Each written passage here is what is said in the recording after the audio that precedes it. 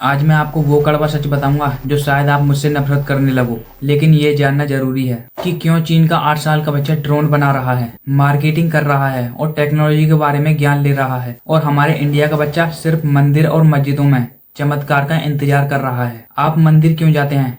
दिल पर हाथ रखकर सच बोलिएगा। क्या आप इसलिए जाते हैं कि आपका सब कुछ लूट जाए, ये मन्नत मांगते हैं? नहीं, आप वहाँ एक बिजनेस डील करने जाते हैं। 10 रुपए का प्रसाद चढ़ाकर करोड़ों की लॉटरी मांगते हैं। ये आस्था नहीं है, ये लालच है। ये लालच है फ्री का। यही लालच आपने अपने बच्चों के डीएनए में डाल दिया है। आप उन्हें सिखा रहे हो कि बेटा अगर एक बार फेल हो जाओ तो ज्यादा मेहनत करने की जरूरत नहीं है। अगर कोई काम नहीं हो रहा तो दिमाग लगाने की जरूरत नहीं है, बस सही जगह मत्था टेक देना। भगवान शॉर्टकट से सब कुछ सही कर देगा। और चीन का बच्चा क्या कर रहा है? लैब में पसीने बहा रहा है, शॉर्ट कोड लिख रहा है। शरीर देखे हैं उनके? वो अपने शरीर पर भी ध्यान नहीं देते काम के चक्कर में। अब जरा हारने का अंदाज भी देख लीजिए, दोनों में कितना अंतर है, इंडिया और चीन में। इंडिया का कोई लड़का अगर एक बार किसी काम में फेल हो जाता है, चाहे वो एग्जाम हो या फिर नया स्टार्टअप, तो वो क्या करता है? वो अपनी गलती नहीं ढूंढता, वो अपनी सारी किताबें, सारे औजार किनारे रखकर और कहता है शायद भगवान की यही मर्जी थी, इसलिए मैं इस काम में फेल हो गया। वो सीधा मंदिर की सीढ़ी पर बैठ जाता है और सोचने लगता है कि अब सिर्फ चमत्कार ही उसे बचा सकता है, और डेली सुबह शाम धूप बत्ती लगाने लगता है।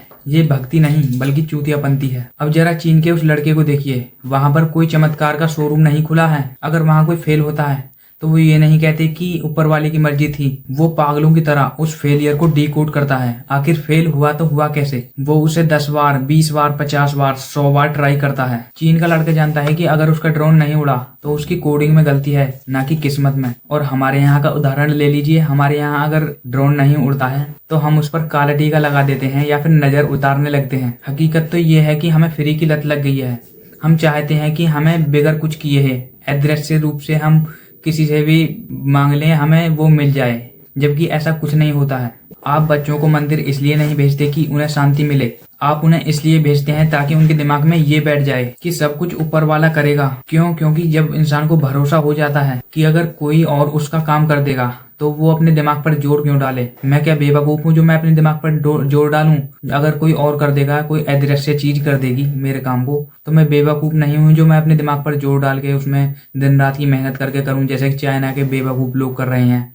इस तरीके के लोग हमारे मतलब कि सोचते हैं हमारे इंडिया के। और ये सभी चीज जैसे कि इंस्टाग्राम, गूगल की सारी सर्विस जैसे कि यूट्यूब, ये सभी चीज चाइना में बैन है। क्यों बैन है? क्योंकि वहां के लोगों के पास इतना फालतू समय नहीं है कि वो अपना काम छोड़ करके, अपनी रिसर्चिंग छोड़ करके इन ऐप्स पर समय बिताएं।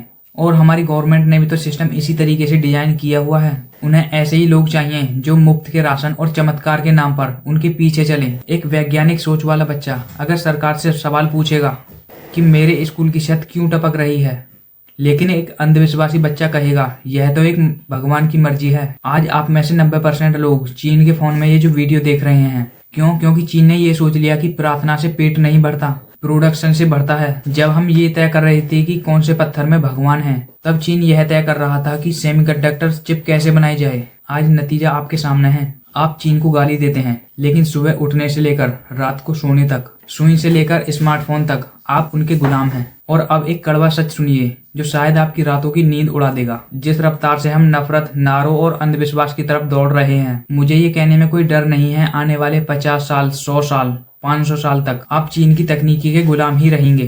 तकनीकी जुगाड़ से नहीं बल्कि जनरेशन से, पीढ़ी से बनती है। चीन ने 50 साल पहले अपनी पीढ़ी को लैब में झोंक दिया था, तब जाकर आज वो दुनिया को नचा रहे हैं। और हम आज भी आने वाली पीढ़ी को इस बात पर लड़ा रहे हैं कि इतिहास में किसने क्या किया। याद रखिए, जब तक आपका बच्चा नेताओं की रैलियों में झंडा उठाना महान समझेगा, जब तक आप रिसर्च फंड के बाजार मुफ्त की रैलियों पर वोट देंगे, और जब तक आप फेल होने पर दोबारा मेहनत करने की बजाय आप मंदिर जाओगे और मंदिर में धूप बत्ती लगाकर चमत्कार मांगेंगे, तब तक आप कभी आजाद नहीं होंगे। आप तकनीकी रूप से आज भी गुलाम हैं और आने वाले 50-100 साल यानी कि 500 साल तक भी गुलाम रहेंगे। और इस गुलामी से भगवान तो क्या, भगवान का बाप भी नहीं बचा सकता आपको। फर्क सिर्फ इतना है, आज आप चीन के फोनों के साथ गुलाम हैं और कल आप चीन के रोबोटों के गुलाम रहेंगे।